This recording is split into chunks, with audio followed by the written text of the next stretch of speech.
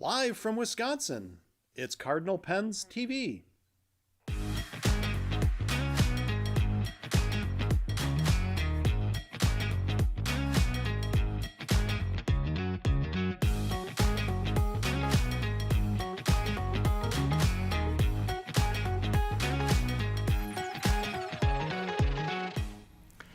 Welcome to Cardinal Pens TV, episode number 4 for Friday, September 5th, 2025. Today we recap new launches that sold out in the news, a focus on things you want to see in the future, a tale from Brian's workbench regarding gooey ink sacks, a helpful pro tip, and an upcoming semi-local pen adventure we're going on tomorrow.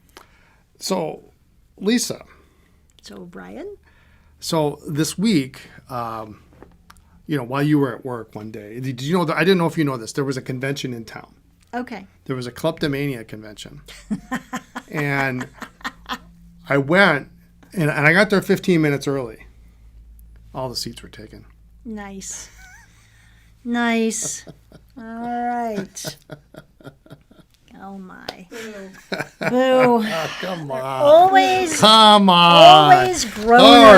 Harsh. All right. What do we got? All right. So, whole bunch of things going on this past week. Let's first talk about Retro 51 and the Jekyll and Hyde popper. So, came in, sold out. But let's talk about poppers in general. For those that don't know. Yes, for those that don't know. Or if you were like, oh, there's a new retro, I want to get it, I'll do it tomorrow. So Retro 51 has a couple different things that they do. They have their standard lines, their classic lacquers, their vintage metalsmiths that are kind of always around. Their basic core product. Then they have some things that are like an annual limited, like their rescue series. I think for the dog and cat, they're on series, 5? Series 5, yeah. And so those are around for like a year, sometimes a little more. So you've got some time. You can think about it. You can, some people collect like the whole series if you're into dogs or cats. I think this year they've got, the Owl Rescue and the Turtle. They got a couple new ones too that we haven't gotten yet, but we'll get. Okay, they're on our radar, but they do some really cool things with their rescue series. They also have some Smithsonian, a collaboration editions, licensing, yeah. Something. They also do. Basically, they all stick around for a while. It's not a sense of urgency that you have to get them right away. And then they have the poppers, which they reveal to retailers. Nobody is allowed to say anything about it until the day of launch. And then you launch it and it sells out. They only make a specific number. Sometimes it's 1951. Sometimes it's less. It's rarely Sometimes it's 2000. It's always less. Yeah. And so as a retailer, we order way more than we ever get. Yeah, because we never, if you want 24 or 48 and you order that, you won't get it. So you have to play the game where you have to order more than you want. Because you won't get it. You won't ever get it. It's the fridge, Linz. No, I know. And so there was a new popper that was just released called the Jekyll and Hyde, and we received what we received, and they immediately sold out. In fact, the website had a glitch, and we oversold one, and we are sorry for that. But poppers in general, if you see a notice that the newest Retro 51 is out, run to the website and order it because it will be sold out. I think there was only one time that we didn't sell out of a popper right away.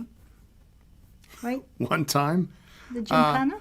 Yeah, well, that was really kind of a different situation because there was a new popper like every 2 weeks for a while. It was when Retro was closing down before they got bought out. They had poppers all the time. Right. And so I think people got kind of a little bit tired of it. Right.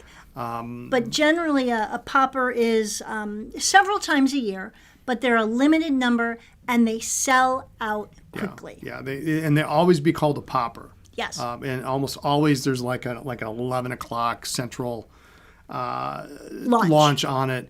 You know, I had someone email and ask, well, how soon could I ship it? But by the time I got to her email, we had already sold out. So you can't. Right. I mean, if you're interested, you have to. You have to get it. Yeah. Most of your questions should be answered in the description. You know, what is it? Does it glow in the dark? Does it have X? Is it a ballpoint or a roller ball? Whatever. You either have to kind of decide to buy it or don't buy, or go without. Yeah. Often we will restrict how many you can buy. In the past, you know, we'd had people, you know, try and buy all of them so that then they could resell them. And that's just not right. Yeah, we'd really rather they all went just to one person. If I've only got a dozen or 20, I want 20 people to get it. I don't want, you know. Share the love. So. You can sometimes find these on some of the buy, sell, trade forums, but people often will jack up the price. And I will say, you know, if you're buying one for, you know, we've had people who they buy one for a friend or they buy one for their mother and they put the order in. You know, that's fine. I just, you know, I don't want people to order these things and order 10. You know, that's just not, it's not right. So anyway, in our opinion. So that's what a Retro 51 popper is, and the most recent was the Jekyll and Hyde. They're almost always really cool. Yeah. Really, really cool. They do, their creative team is just so talented. I don't understand how they think of some of this stuff. So they're always just really awesome. Also, let's see, Just In, like literally. You're already out of order, so I don't know where you're going here. I'm going to start at the top and just work our way down. All right. Just In, this morning, we got in our package from Visconti. So we are slowly filling out Visconti products on the website. We started with ink because we need more ink. And I love these bottles. Yeah. So Visconti has had an evolution in their ink bottles over time. That's a good way to put it. Years ago, they had glass bottles that had a very narrow stem, like a wine glass. Pedestal. Yeah. And it was the coolest thing. But they were very tippy and they would break. Then they had plastic ones that were similar, not nearly as cool. Smaller. But they were plastic and very light and top heavy. So they had a very awkward cover. The packaging was awkward. It had a base. Then you'd have the bottle. Then it would have this plastic cover. And the best thing to do was take the cover off, turn it upside down like a juice glass, put the bottle in there so that you could actually use the bottle to fill your pen and not tip it all over and spill half the ink. But even that was awkward. It was. It was just not. These are the bomb. Yeah, they're nice. They're nice. Awesome. A nice, big, wide base. This sucker's not going to tip over. There's no question what color it is, too. So if you're opening up the ink drawer or your shelf or whatever, you can see the color right away. And then this just comes off. You just unscrew it. It's nice and easy to unscrew with your hand. You don't have to worry about tiny little knobs. And there's a little internal well. There's a well in this there. Is just one of the top 5 best ink bottles out there. Top 5, you think? Top 5. Okay, top 5. All right. Great. Don't ask what my other 4 are. I do love the Graf bottle because it's sturdy. I'm really clumsy. And so anything that is not tippy wins big points. But it's just a beautiful design. So they were back ordered on a couple of colors, excuse me. My favorite, the blue, of course, they were back ordered on, and the sepia. But we do have the black, the green, the turquoise, and then the red are in stock now. So that's exciting. That's awesome. Literally just came in this morning. Yeah. An hour or so ago. Yeah. Also we do have the Platinum Chaukuro. Oh, I didn't grab it. And Carbon Black. So if you want black ink, look at that. We've got it. So the Carbon Black has been around for a while. And that is waterproof. We sell a lot of this to artists, and this is great if you want to do like a line drawing and then a watercolor wash over it. This has traditionally been the ink to go to for that. It's kind of the gold standard. Kind of, yeah. Because it is waterproof. You do need to let the ink dry before you wash over it with some kind of watercolor or whatever you're going to do. But once it's dry, it's set. that also means you need to clean your pen. Don't leave it in Yeah. there for 2 weeks. So it is a little higher maintenance for sure.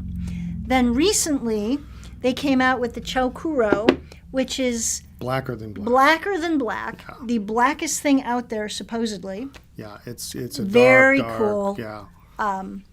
Beautiful, but also an option. Even comes in a really cool presentation box. So they really did a great job of coming up with that and Yeah, marketing it's got that. a nice little box that's got a little lid on it. So we do have that from Platinum for ink. Also for pens that came in and went out, the Schaefer Legacy. It came in the black with palladium trim. Yeah, the black with palladium trim. Yep. And what did you think of it? Steel medium. We talked about it on the pen stream on what was it, Tuesday or Wednesday? So you can check it out on YouTube because we stream on YouTube as well. And we go through the box and the packaging, and it comes with a nice, not really nice leather pen sleeve, and the attention to detail. It's a nice looking pen. The steel medium nib. I mean, it's really nice. We didn't ink it up, but the fit and finish is great. Like I said, the packaging is really nice. It's a nice presentation, but it's not overly large, which as a retailer is really great because it fits in a box that we use all the time. It's not, it's okay to have a bigger box. There's a nice presentation, but Sometimes they're harder to ship. When it gets too big, it's people don't want it anyway. And it's wasteful. All Yeah, that it's extra wasteful, yeah. packaging and Yeah. boxing, and then you have to keep it. So. But this is nice. It's a nice sleeve. It's a gray sleeve, and it's got kind of like a burgundy interior. It's really, really nice. So they came in. We sold out.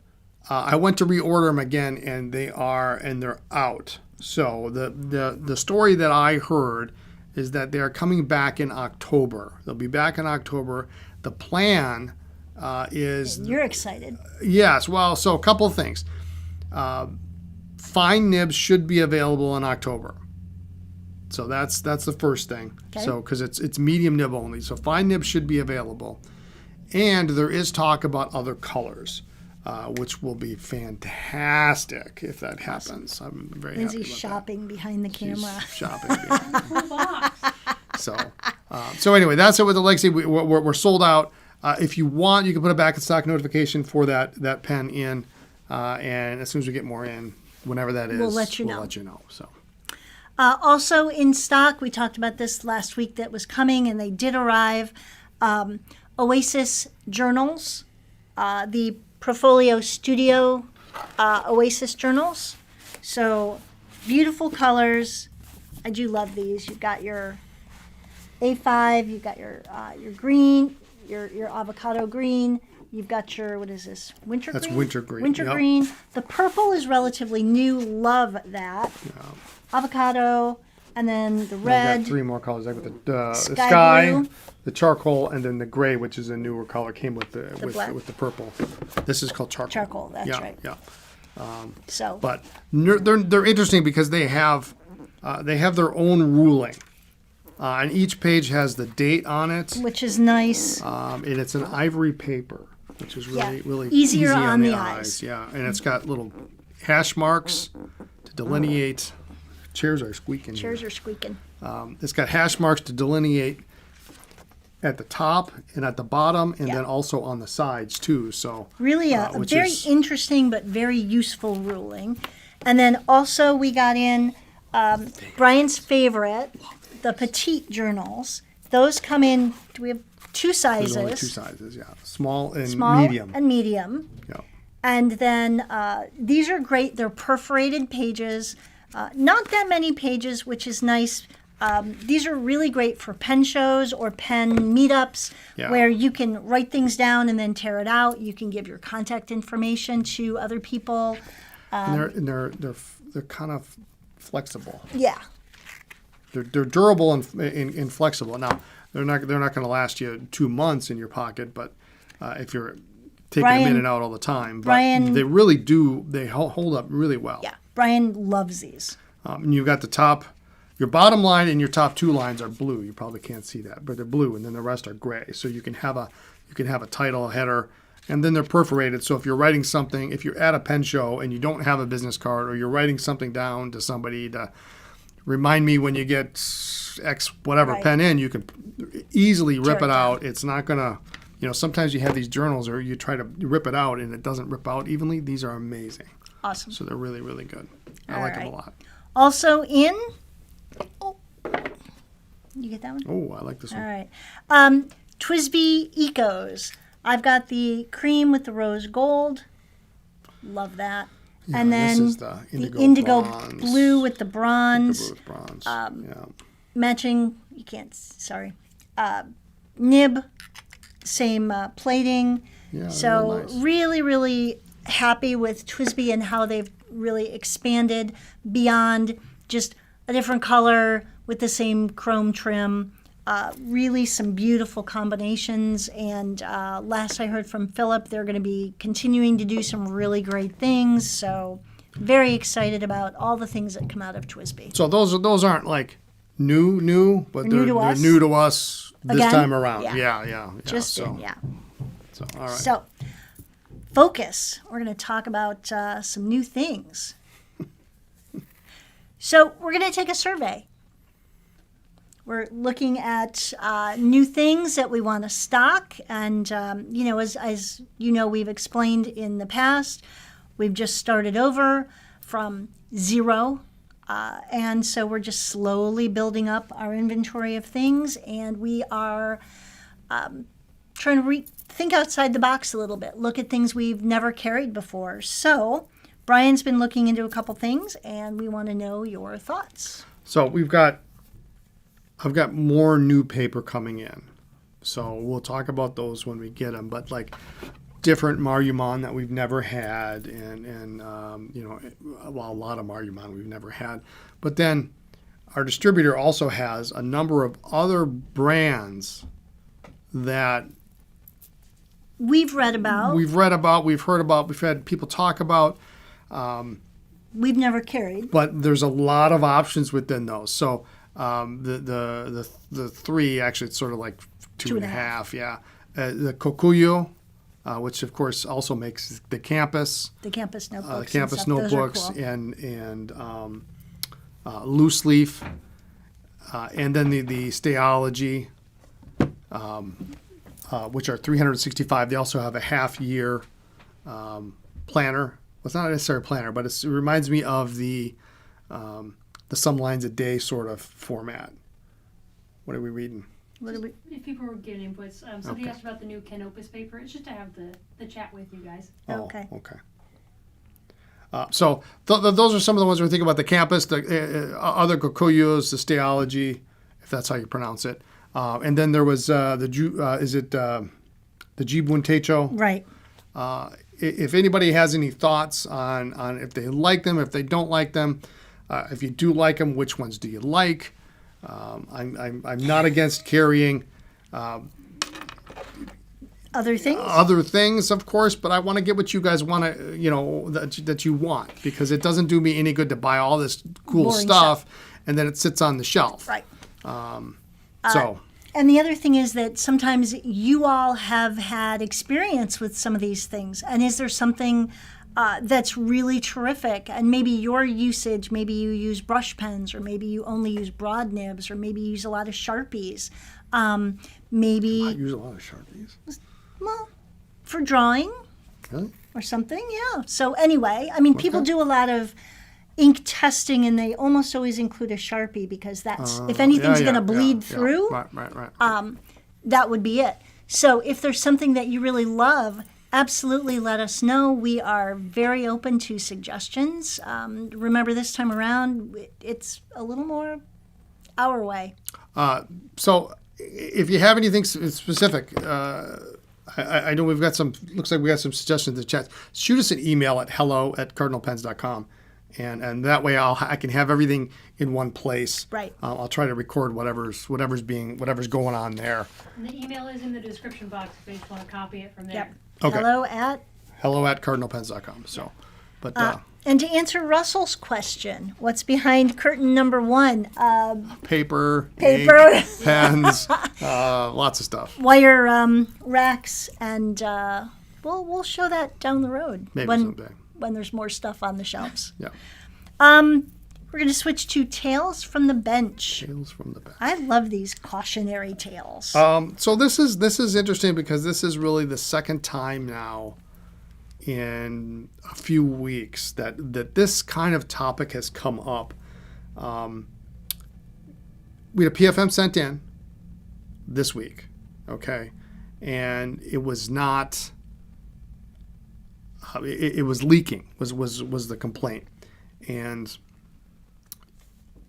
so we got it in. I said, well, first thing we're going to do is take a look at it and see if there's a crack, because usually if there's a leak, sometimes that means there's a crack or air is getting in somehow, and there's no cracks. I said, well, I'm going to fill it up, and we'll see if we can get it to leak, and it wouldn't leak. And so what I eventually ended up doing is taking it apart and noticed that the sack was just not responding quite like I expected the sack to, and the sack was gooey as all get out. So it literally came out in a gooey pile of mess. So if you watched yesterday's stream, you would have seen that. And it was just really disgusting. Because it's sticky, it's gooey, it doesn't get off your hand, it's nasty. It's like tar. And what I've found is with a little bit of digging, we can come up with the reason that this happens. Because sometimes people are too easy to throw out. Well, the sack was bad or da da da da da. Well, that wasn't the case. It turned out not to be the case, and in this case, as well as a previous case a couple weeks ago on a regular snorkel. A couple weeks ago, a user had admitted to only using a Roshizuku. This time around, the pen was lent to somebody else who promptly filled it with Sailor ink. Now, I love Sailor ink. Don't get me wrong. I love Sailor Blue. The black is nice. They're not intended. Japanese inks are not intended for latex sacks. They will do this. And so in both cases, we have a clear, direct relationship between using that ink and a perfectly good sack going messy. And so, unfortunately, in this case, we had to do a complete service on the pen because, number one, we didn't know when the last time this pen had been serviced. So we just did the complete service, replaced the latex sack. And as long as you use Waterman inks, the inks that we recommend, Waterman, Parker, Diamine has apparently been proven to be okay. And you use those inks, Schaefer inks, you're going to be fine. Just because you save your Sailors and your Roshizuku inks and your Platinum inks, save those for your modern pens, save those for your TWSBIs. Any of your cartridge converters, don't put them in a latex sack pen. And that includes Vacuumatics. Yes. Because Vacuumatic uses a latex diaphragm. Or this is going to happen, and then you're going to have your pen repaired, which is a very expensive repair considering you're filling your pen once and it will destroy the sack. Right. So that's my tale from the bench this week. There you go. Pro tip and helpful hint, we don't really have anything other than the tale from the bench and a little bit of Pen Adventure info below. Okay. There you go. So Pen Adventures, we are going antiquing tomorrow. Okay. We're going to come in the morning and do shipping. It's so nice to have this stuff out of the house. I can't tell you guys. It's just so lovely to have my kitchen back without the big folding table. I don't know, kind of sidestepping around the garbage can to get to the back side of the table. Afraid that I'm going to bump into the counter and end up with a giant bruise on my hip again. The shipping bags on the cutting board. Yeah, and, no, it's. I don't know. There's a little charm to it. So no. Your idea of charm and my idea of charm are very two different things, and you are not charming right now. Anyway, we're going to come in and do shipping in the morning, and then we are going on a semi-local antiquing adventure. Yeah, it's a short. Yeah, shortish drive. It's a day trip down and back, out and back. So let's talk antiquing prep. If you are into going to antique stores or thrift stores or flea markets or wherever you might go, that you're out and about and you might stumble on a pen in the wild. So let's talk about some things you need to bring. Okay. And Snacks. And keeping in mind that we forget this sometimes. I keep some of this now in my purse. You keep snacks in your purse? I brought you a bag of chocolate today, so you do not get to say anything. You want to bring a loop if you have one. Yeah, a loop is handy. A loop is very handy, not just for looking at the nib, but if you are if you're looking for jewelry, if you're looking for something in glassware or ceramics, you can check for cracks. But especially if you're looking at writing instruments, you want to have a loop so you can look at the nib, you can look at the lip of the cap for any cracks, look around the section for any cracks. So cracks are really the death knell of a vintage pen. I highly advise, unless it's something exceptionally rare, if it has a crack, skip it. Yep. It's going to cause you more frustration and more money to get that fixed, unless you already know which parts are readily available, which I'm guessing 90% of the people don't know. Like if I were to find a snorkel in a rare color and the section was cracked, I would buy it all day long because those parts are interchangeable with everything else.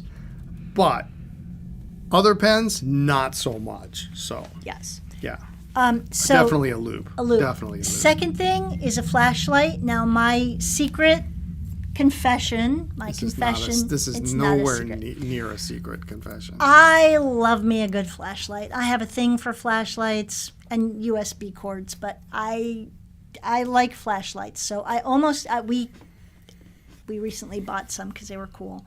But I bring a flashlight because so you can check for things. You can, if you're allowed to open the cap, you can kind of shine the light in there and it helps you see if there are cracks. You can see crazing, crystallizing. Sometimes antique stores are dark. They are dark and dusty. Yeah. I did get a question relating to cracks in pens. They're asking, you said if there's cracks, usually just leave them.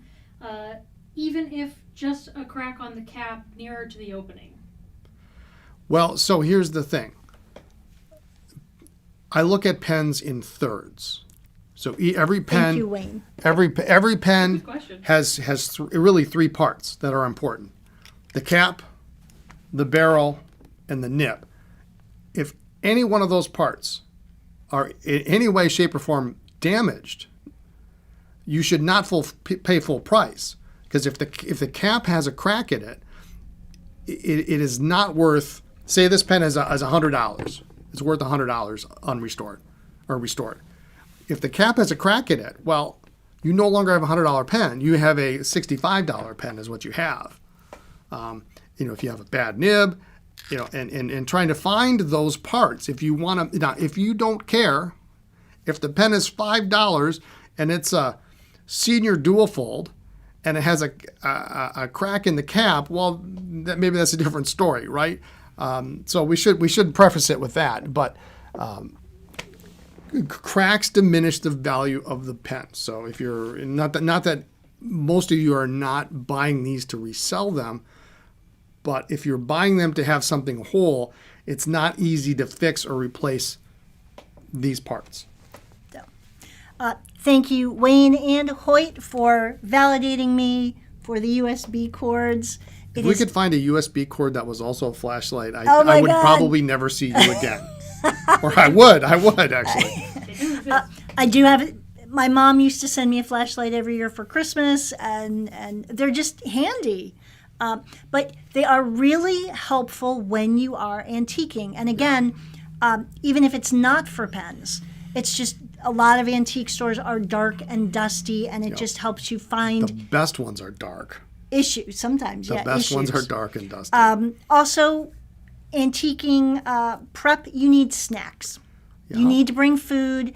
You're going to be doing a lot of either driving or just looking and digging around, and and you want drinks too. You want to stay hydrated. Some of those places are so dusty. I like what we've been doing lately, and when we go, sometimes we'll plan it out. So we're going to go to more than one place in a day, and it's these days. I mean, even going to a fast food restaurant costing you $30. It's crazy. We've had some really nice times with making sandwiches and putting them in a cooler, and then finding a city park or something and we've sitting had some down. lovely lunches. And at taking a different half-hour parks. break. You've got your soda. You've got something you know you're going to like. You've got a sandwich you're going to like, and you've got snacks, and you're fueled up, and you're good to go. Sun chips. Sun chips, always the original sun yep. chips. Yes. So pack a lunch, or we also like to look for local coffee shops to go to. But you do want to have some food with you because it is just more wearing than you think to do all that digging through all this stuff. Well, you never know, because sometimes we have been to places that, like, I can think of one in particular where we found 1 million pens. It was a lot of pens. Right. There wasn't a restaurant in that town. There wasn't, probably not 50 people in that town. Oh, yeah. There was a little spot by the water on a terrible picnic table. Oh my God! Yeah, we almost sat on a couple fishing hooks. With fishing hooks all over it. So had we not had food, it would have been been challenging. So, bring a pocket notebook. I recommend these. Just so you can write things down. You can not every place has business cards. So, or if you're at a big antique mall, and you want to make kind of a circuit through the whole thing, while yes, they have, ask for key J or key C or whatever. Yeah, I just write them down. You can't remember all those. Yeah, You've got to you write write them it down. It's on the far wall, it's in the back, it's in the middle, it's next to the booth with all the cats or whatever it is. The sad thing is I know exactly which booth she's talking about at which antique mall. I used to do that all the time. Yeah. And I write down. So that way I would know. It's like I go to the Oshkosh Antique Mall, and it's booth J. It's over by the wall, by the door to the outside. It's all cats. A broken Parker 51. And I'll write it down, and then when I go around, then I can come back up to because sometimes, unless it's something killer, then I can go up to the front desk and say, listen, I need keys for J, Q, and A353 or whatever. Right. And then they can do it all at once, and you can kind of walk around. So. And in the pocket notebook, you could not only put the booth, but if you want, write down what it was and how much, so you can think about it. Yeah, so because if you come back later. Because sometimes you need to consider, I saw a Parker 51 for $100, and then later you see a cross ballpoint set for $5. They're very different, but at least you've got kind of a running list of what you're interested in. If you don't buy it that time, maybe you go home and you can say, okay, well, next time I go to that particular antique mall, they had this, this, and this, and maybe you're going and you're going to do research on that. Right. Or you're going to check to see if you have that color, or if you're going to check to see if you have that part, or whatever it is. And then you've got a record of it. Squeaky chairs. Also, comfy shoes. You are going to be walking. Sometimes, if you're lucky, there are little towns everywhere that have like a couple different stores, or it's a big thrift store, or an outdoor flea market. So make sure that you are dressed for comfort. And as silly as it sounds, number one, don't dress up. Make it washable, because we have gone to a couple places where the aisles were so narrow, and there's one in particular that I'm thinking of. It was claustrophobic. It was nuts. And you see, everything if somebody was dusty. Someone's coming down the aisle, you'd be like, oh, crap. You're going to get up close and personal with somebody you don't know. One of us has got to move. Right. Because but some of these places are dusty, sometimes dirty, and if you are brushing up against shelving or just trying to move something, you can get dirty. So don't wear white. Don't ask how I know that one. That would be awful. Yeah. Happened only once. So just kind of keep your clothing in mind, but definitely comfy shoes and easily washable clothes. All right. Couple do's and don'ts. You might be able to negotiate. So if you're going to try that, be gentle. Don't be aggressive about, if it's $100 and you offer them $25. Yeah, you're usually the realm is like 10 to 15%, but it depends on how big your pile is. Right. If you've got a big pile, you might get 20% off. Bonus always for cash. Always for cash. Think thing and wear overalls. Yep, kind of. Yeah. So, some places, it used to be check, but nobody takes check anymore right now. But sometimes a lot of antique malls would do 10% off for cash. Yes. So if that's available, same thing, just like at a pen show, we always say to, bring cash, but also have a card available. If a vendor takes a card and doesn't charge an extra fee, you should always use the card so that you can save the cash for either people who give a discount for cash or don't take a card. Yeah, and then the easiest way to do it is there a discount for cash? And that's all you have to say. And then you know. Then it doesn't sound like you're trying to negotiate or do anything like that. What's going on in the chat All right, here? so We got questions. somebody wants to send me a British torch. Yes. Marilyn Gardner says, I know now Don't not do to that. bother hunting for vintage pens in central Wisconsin this weekend. No point in going after Brian and Lisa do their sweep. Then somebody else says, you never know, they might be invading Indiana again. So anyway, another tip is assume, we touched on this before, assume every pen you find in the wild needs restoration. Yeah. Assume that you need to add whatever that restoration fee is going to be to the price you pay. And this is on top of another assumption. And this- I'm assuming that the pen already has no cracks. So we've already bypassed that. You've used your flashlight, you've used your loop. It's all there. Now, unless you can do the restoration yourself and you know how to do it, it's at least $45 to $50, whatever it is, including shipping and back, Right. to get it done, unless you can do it. So mentally add that to the price of whatever it is you're considering buying. And this is kind of our pro tip, one of ours. Just assume. And you have to, like, we went to an antique store once, and they had a massive. It was actually surprising. It was crazy pants. An entire tower of fountain pens. I couldn't believe it. We walked in, boom, there it was. Holy. And I'm like, there goes our money because I'm Holy. buying every one of them. Right. That's what I was thinking. And Yep, big mistake. well, so they were all listed as restored. So we walked out with a pretty healthy pile. We didn't buy them all. And I got And they home. ended up with a pretty healthy pile of cash. A healthy pile of cash. And we got home and I started looking at them because that's the other thing is, if you have to get somebody to get the key and then they're just kind of sitting there. Oh, that's so annoying. I personally hate that. Like, do. Like, I respect their time. I have to respect yeah. their time, of course. I'm not going to take up 3 hours to look at this stuff. But I made a couple of purchases a little bit too quickly.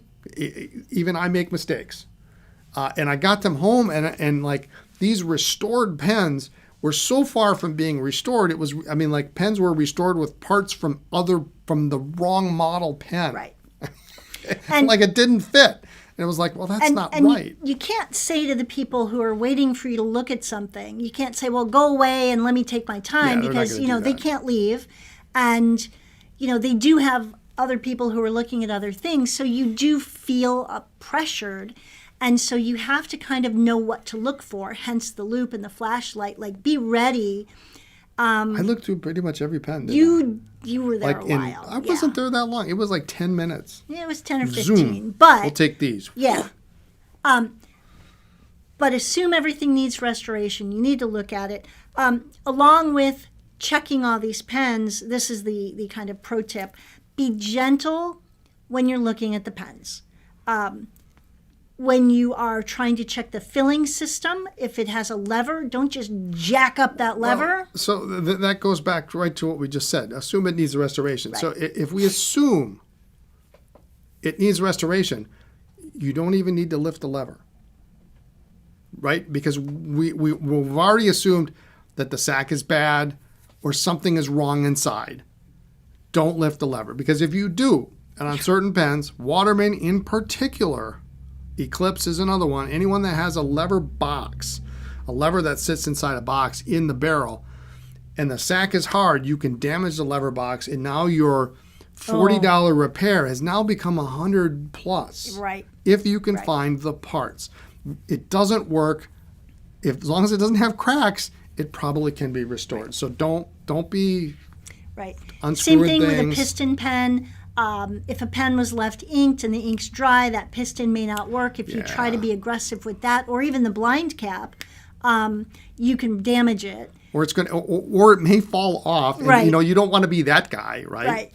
Right. The other thing is if you're going to test the nib, assume it's not flexible. Yeah. Look and inspect it with your flashlight and your loop and make sure that it has both tines and that the tines are not, twisted into a knot like a pretzel. Do it on your thumb. Gently, you could see, press down on your thumb with the nib, but don't try and flex it and, it's not supposed to do like a 45 degree or a 90 degree angle. That would be impressive though, wouldn't it? So the other, we've seen people do that at shows. Yeah. So the other thing with all this too is we make these assumptions, right?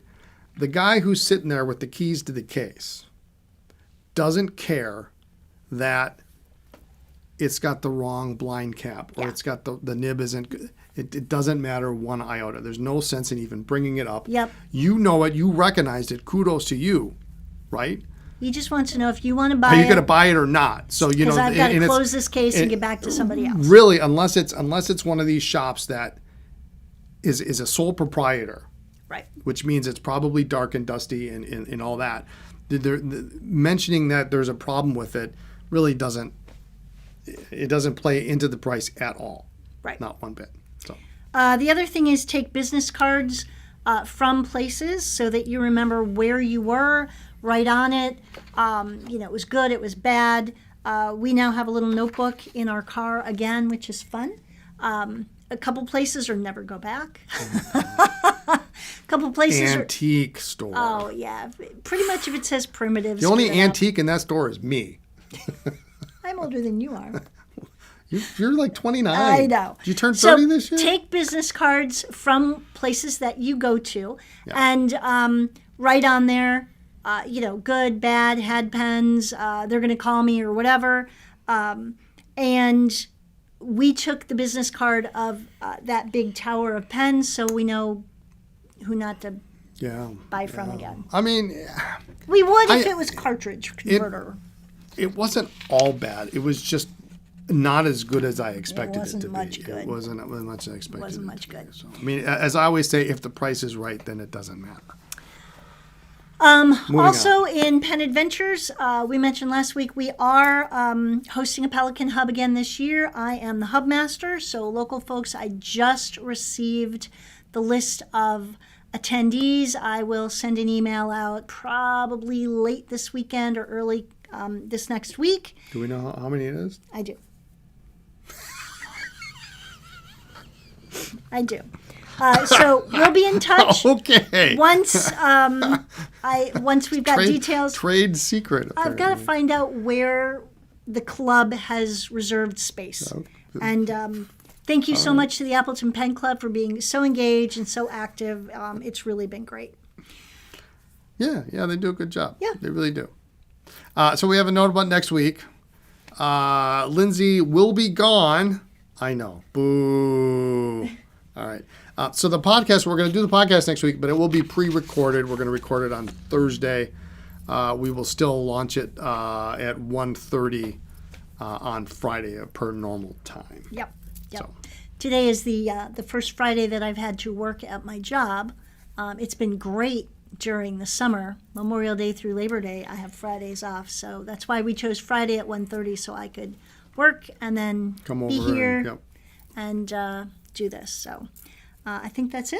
Do we That's have it. anything else we need to talk about?